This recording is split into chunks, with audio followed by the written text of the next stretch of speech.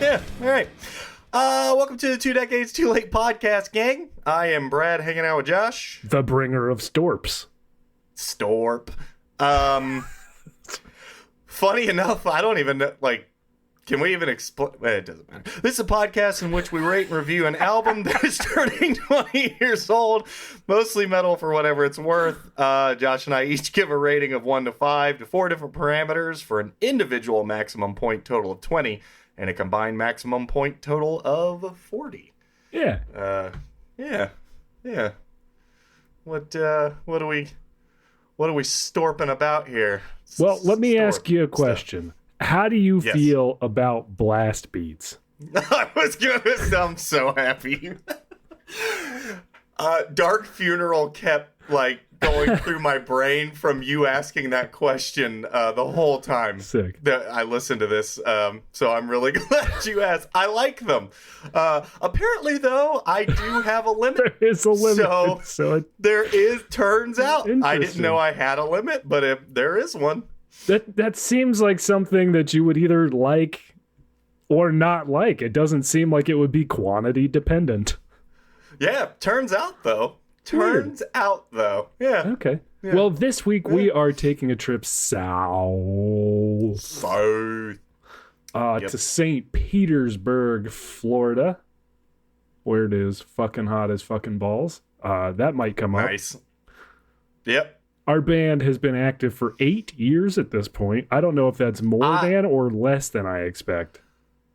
Infinitely more than I expected. Okay. I kind of thought he started in other stuff. He did, but I don't know. I thought this was a down the road side project or something. I didn't realize it was So no, I was pretty surprised by that. All right. Yeah. So it formed in 1997, 8 years.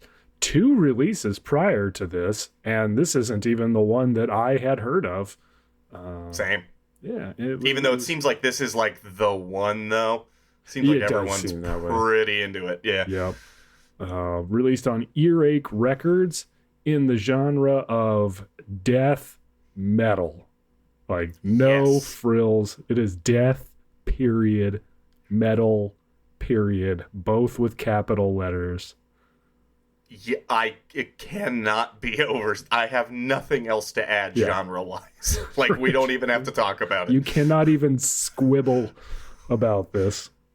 No, I mean, maybe if you wanted to go progressive-ish because all the dissonance, I don't know, but that might come up too. Interesting. Yeah, at that point, I think you're kind of being pedantic, but it's a death metal record. Yeah, don't be an asshole. It is a death metal record, and it is the 2005 release from Hate Eternal, Monarch. Yeah. Sick name. Super all sick around. Name. Sick band name, sick album title. Yeah. A lot going on. It's there's nothing about it that's not death metal. It's not even named in a way where you could argue it. No. It's just every single ounce of everything in this is just death metal.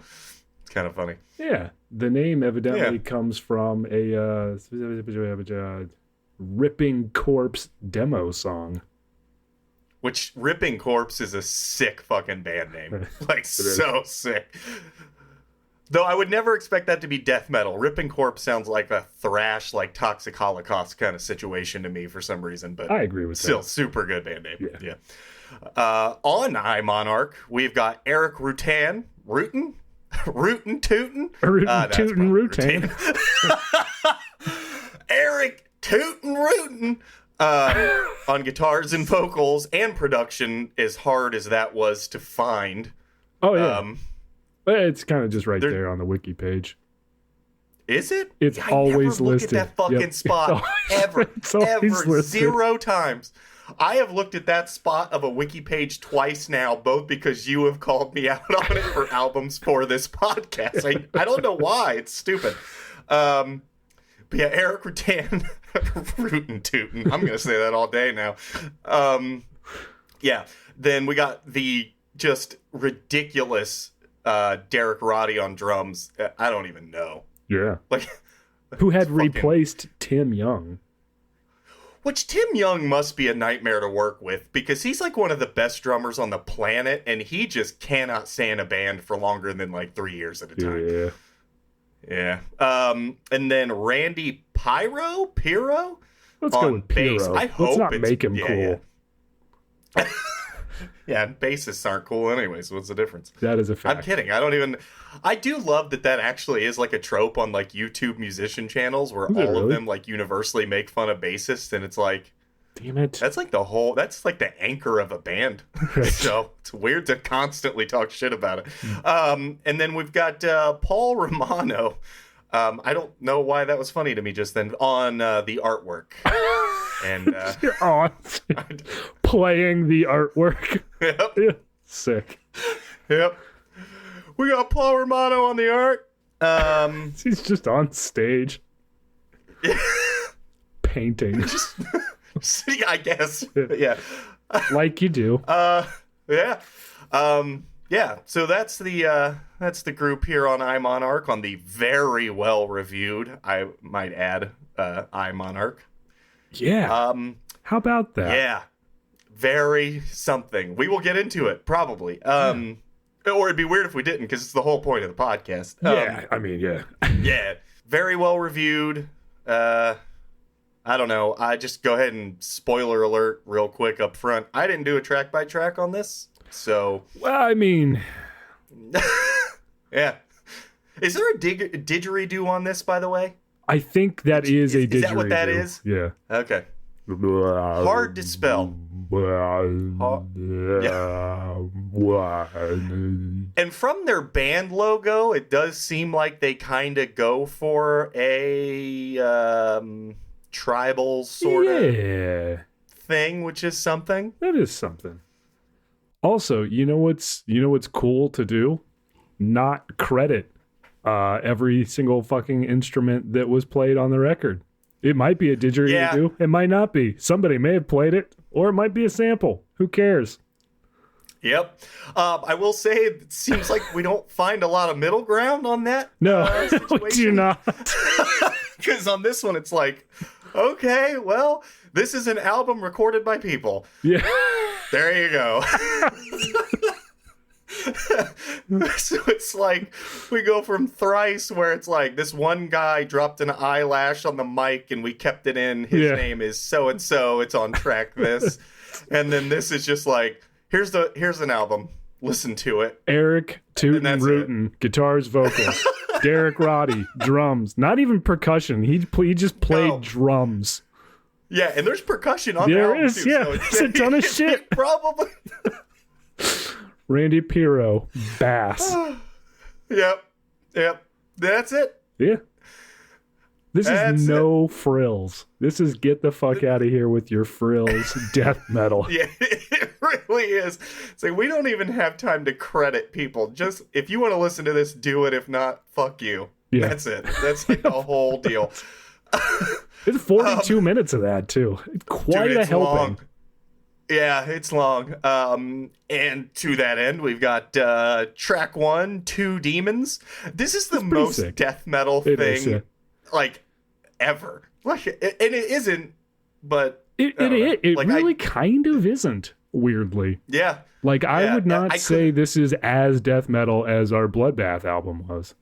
Absolutely not. I would call Bloodbath death metal over this. Like if someone gave me both and told me to define both of them, I would have to force myself to call this something else. Yes. But in light of that, in lieu of that, I guess, but it is definitely a death metal album, but not death metal in that way, I guess. It is nothing other than death metal.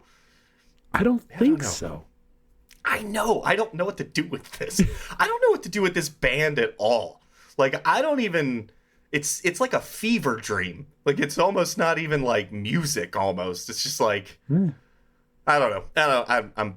Whatever. Doesn't matter. Track 2, we've got Behold Judas. Again, it's just the most metal shit ever. It is. Of note, he really, really, really wants you to behold Judas. Behold Judas. Behold Judas. Yeah. Like, Beetlejuice showed up as I was listening to this. It's like, somebody call for me? It's like, no, man. Awesome. Just behold just Judas. Just listening to Tootin' Rootin' over here. The Victorious Reign at track 3, which is a little bit of a different thing, kind of. Oh, the drums on that track, where he's doing the blast beat as the 16th notes, but then hitting the snare on an 8th note downbeat. Like, okay.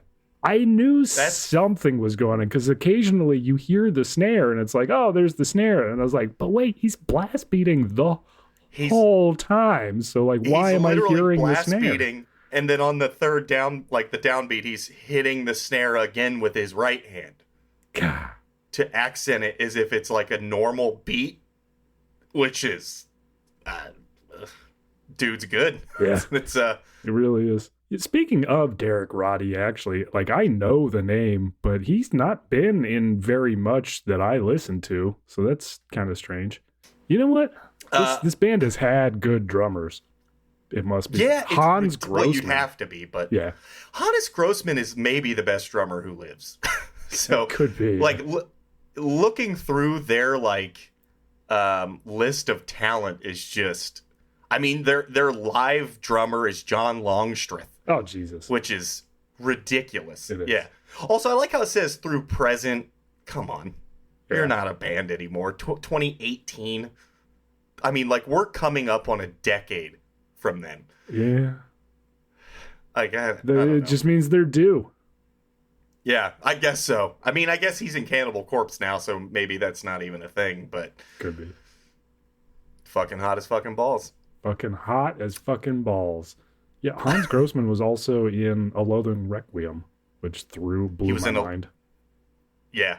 One of the most underrated technical death metal bands ever. Yeah, Malcolm Pugh. Malcolm Pugh, man. That guy can do no wrong. Nope. Track 4, we got To Know Our Enemies. Track 5, I Monarch. I guess and stop he me does. If you have anything to add. He monarchs all over the place. Yeah. He's just a fucking fire hose of monarchs. Just all of... Yeah, we get it. You monarch. Did you move on? Is that what you do? Cool. Yeah. Also, Spotify doesn't have the comma in any of the... I don't know what's happening there, where there's just like spelling errors and missing a... I'm not saying it's like detrimental or anything, but it's kind of strange. It is, though. It's very odd. To the point where I had to look, because I was like, no way they didn't have the comma, right? Like... Yeah. I was like, are they the one band ever that did the I thing, as every band tends to get to eventually, and they're the one that didn't put the comma? No, they did. It's just Spotify. You have to, otherwise Monarch becomes a verb, and it isn't. I know. I'm just over here monarching. Yeah. What are you going to do today? Rootin' tootin' monarching. The next hit single from Billy Ray Cyrus.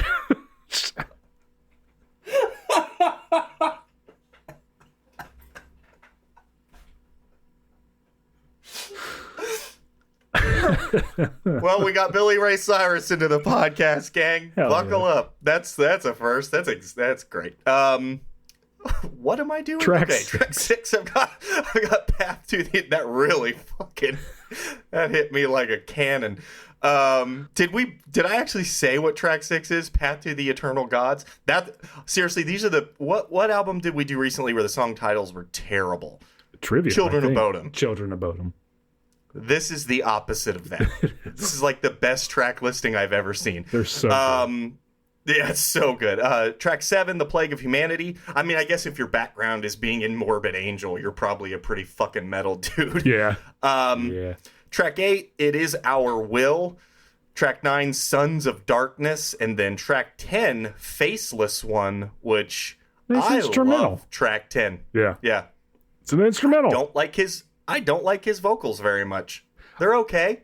They are. I think they're better on the album with Bringer of Storms. Yes, they are better on the. But I don't like them as much on this. Yeah. Actually, agreed. Not to skip ahead, but everything's better on the next album. Oh yes, that's true. His production and his vocals, and that's the album. I don't know. That's it. That is the album. I hate to say this, but I have almost absolutely nothing else to add other than the review part. I really don't. Because everything I'm going to say probably lends itself to our review discussion more so than the overall listening experience. Yeah, I mean, give me your take on this, though. Like, you could easily convince me that this was an early Between the Buried and Me album. The only reason I would say no is because of the lack of variety. There's a didgeridoo. There is, but like I don't even like that because it's just kind of added. Okay. Like I don't know, the musical direction didn't change at all. They just put a didgeridoo on. Like, you know what I mean? They didn't use it to like bridge two parts together that are wildly different. It's just like, oh no, we're gonna still keep playing dissonant death metal. Yeah. Here's a didgeridoo. Dissonant death metal didgeridoo. Well, say that 5 D times is fast. for. That's interesting though. I guess I don't totally disagree. And we're probably gonna get to an early Between the Buried and Me album soon. Oh God, I can't wait. Especially, I don't even mean this with an opinion behind it yet. Yeah. Again, we're gonna get to it. But I really did on a couple occasions almost text you and go, are you sure that we want to do this? I listened to this at least 5 times. Same. I listened to it a lot because I was, I don't know, expecting to break some like barrier into a better understanding of what they're doing. I never got there. It's like I could see the crown jewels behind the glass, and I'm just like chipping away with a plastic spoon. Yes, 100% yes. I just kept listening to it going, I'm going to get this eventually. Actually, you know what? It's not even, I couldn't even see the crown jewels behind the glass. It was opaque, but there was a piece of paper on the front that said like, telling you that they're there. They're there, yeah. Yeah. They're totally back there. Analogy. Just keep digging. You give it a shot. Yep. And you know what? I'm sure there are a ton of people who got through that glass just fine. Yes. And I don't know if I'm just, I don't know. I really don't. I don't either, but I do know that I did already know that Bringer of Storms existed. True. Yeah. And it's a better song than, it's a good song. I like Bringer of Storms. I do too. Yeah, so we might as well just stomp on the branks.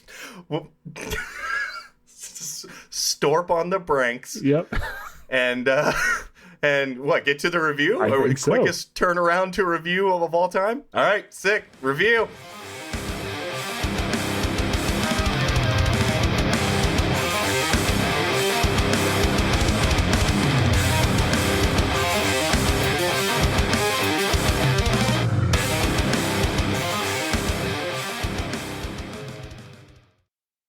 Welcome back, gang. Have I ever done a back end lead from the brank? Boop, boop, boop. It's Brad's we back. That is. Yeah. And I actually do that when I back up at all, just for everyone who needs to know. We are reviewing Hate Eternal's He's still got a Monarch. beeper for that purpose. I did. I have an app that just does. Anyway, I don't even know where I could go with that joke. It's barely a joke. Oh, stupid. Yeah, it uses the accelerometer on your phone, and it can tell when you're moving backwards. It just starts beeping. Yep. I know what I'm doing later. All right. Yeah, exactly. Oh, God, I need to eat, I think. Do not develop his app. Oh, God. All right, so we're reviewing Monarch by Hate Eternal. And as we are wont to do, we're going to review the different things. Josh, what did you think of the artwork on this album? Oh, man. Paul Romano, back to his excellent form with this album artwork. I have to give it a 5. I think the logo placement's super sick. The logo itself is done. The album title is super well done. That color of red is oh God, an unbelievable choice. And that's the most crimson thing It I've is. ever seen in my life. It's like more crimson than blood. Yeah. Somehow. Where it's placed is fantastic in the composition. The two figures are incredible, and where they're placed in the composition is fantastic. Like, it could not be better done. It could not be more different than the Ascendancy album cover. Also by Paul Romano. Which is so wild, right? So like, it's wild. just, I can't believe the same dude did both. No. Like, I really can't. It seems impossible that that's the case. And the negative space, too, is like dead on. It could, if you did any more or less, it would, if you did less, it would be pointless. If you did more, it'd be detracting. Yeah, incredible. I give it a 5.2. I don't even really have any notes. It's just, it's unreal. This was released 3 months later than Trivium, so like, but he had already done Leviathan, so we're not going to say he got 3 months better. No. He just clearly cared less. Out of the three things we just listed, he cared more about two of them. Yes. Clearly. Obviously. Or he was just directed super poorly. Maybe he cared the same about. I don't want to discount him and his effort, I guess. But like, this is maybe he gave Trivium like something super sick, and then Matt Heafy like had opinions about it. Yeah, he just fucking flexed his arms all over it, and he monarched all over it. Well, I don't know why that's gross. It should be. Yeah. Oh yeah. Yeah. Well, let's get to what'd you think about the production? Yeah, let's not. What are you gonna rate it? I'm in a mood anyway. Yeah. I don't know. This is one of those things where, like, they definitely, like, you've brought this up in the past. They probably nailed exactly what they were going for. You know what I mean? I do. Like, I do. I think they were going for a raw, like, just straight, and I don't mean stupid old sounding production. This doesn't sound old. It just sounds unfiltered a little. Yeah, raw. It just sounds raw. It's not one of those douchebaggy, like, I want to sound like I'm recording in the 90s for some reason. But at the same time, is it for me? I can't hate on it. It does sound old, though. I mean, it sounds of 2005, I will say. Like, I think Bloodbath sounded ahead of its time in 2005, and this sounds of its time very much so. So I landed on a 3. I don't want to be too unremarkable here, but it just... I think I'd like it less than a 3. This is the thing that came up a lot for me with this album. I respect it a hell of a lot. Do I like all of it? I don't know. But I do respect everything that they did. So I landed on a 3. Fair distinction, despite the amount of jokes we're lobbing around. Right. Yeah. Honestly, it's my defense mechanism for having nothing good to say. And I don't mean good in like the judgy way. Just I am not able to speak upon this as well as others probably can. But no, I landed on a 3. I think if I was being a little more subjective, it would be a 2. I don't really love kind of how messy it is, but I can make peace with it enough to land on a 3. What about you? I'm also going to take a 3. Because, to your point, like maybe at the time it was a 4 or maybe even a 5 for what it was trying to do. But it is 20 years removed. And then the very next album, Fury and Flames, sounds like a much cleaner version of this. I don't know if you want to call it overproduced or what you want to say about it, but it just sounds better.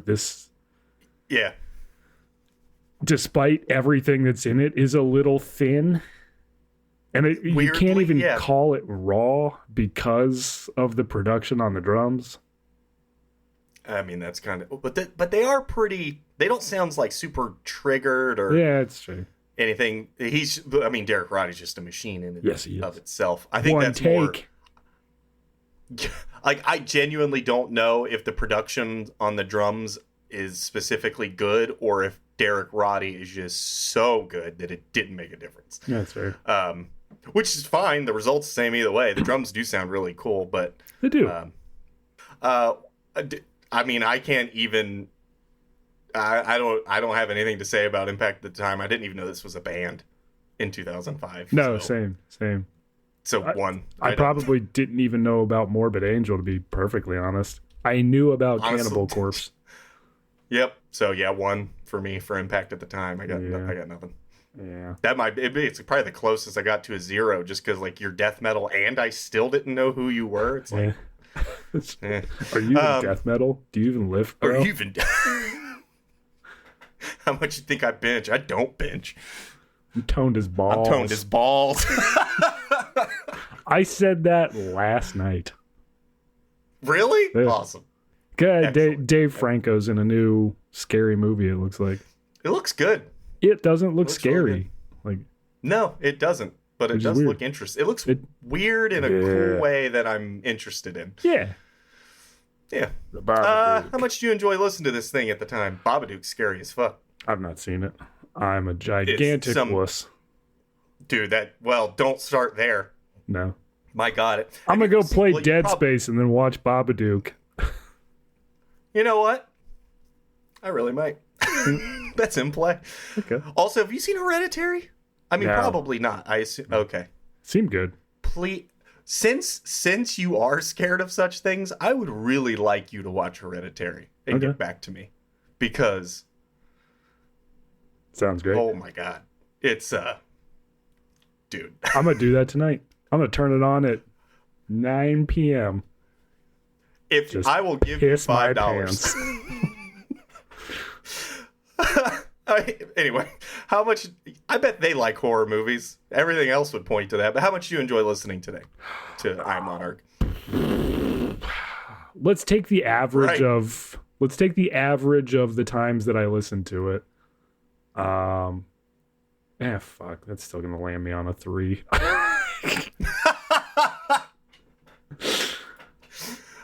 Yeah, the very first time was kind of like a 2, and then like couple of times I did get to actually focus on it and listen to it, and those were maybe a little bit better, because there is some interesting stuff in here. Like they do, for sure. They throw in a didgeridoo, and then like one of the tracks ends with some of the most bonkers drum fills that I've ever heard. But again, for somewhat no reason.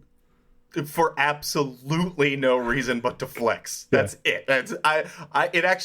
I kind of hate it. Okay. I'm not going to lie. It's one of the craziest drum moments I have ever heard in my life, and it's impressive beyond measure. And I really didn't like it, because it was just like, you're doing this because you can, and it adds nothing musically to the actual song. Really did not. It almost detracted from it, like a didgeridoo. Like a didgeridoo does.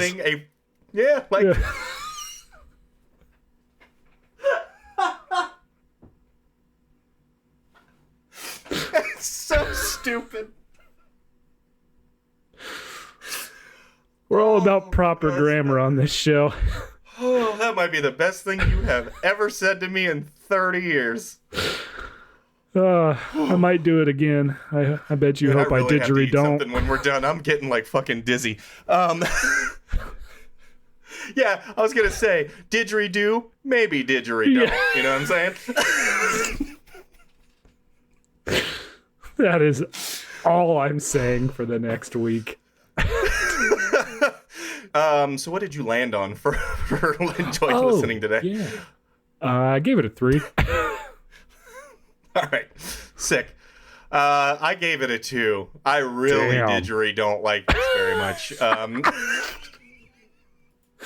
I didn't even see it coming.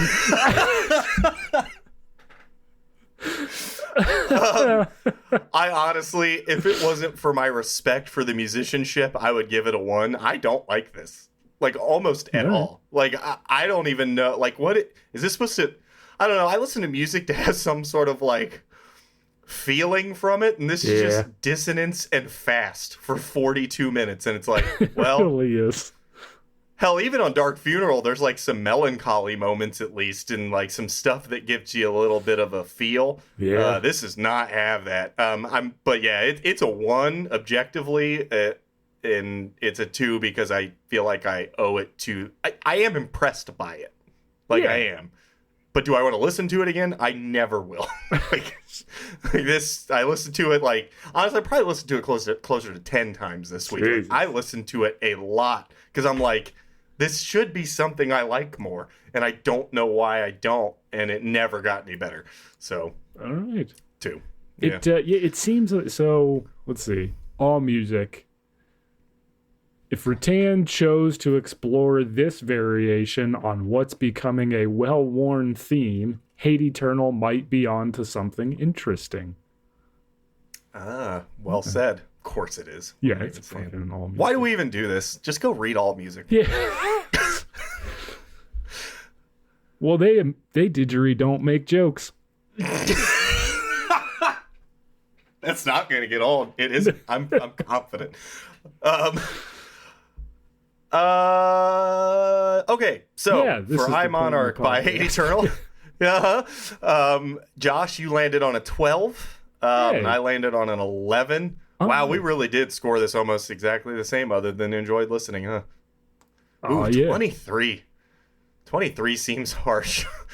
I don't. Man, it's not though. No. What ranks above this that's bad? I can't think. Like, what's... I know that there's something worse.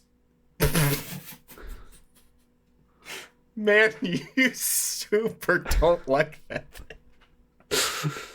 You know what sucks? I can't listen to it anymore. I know.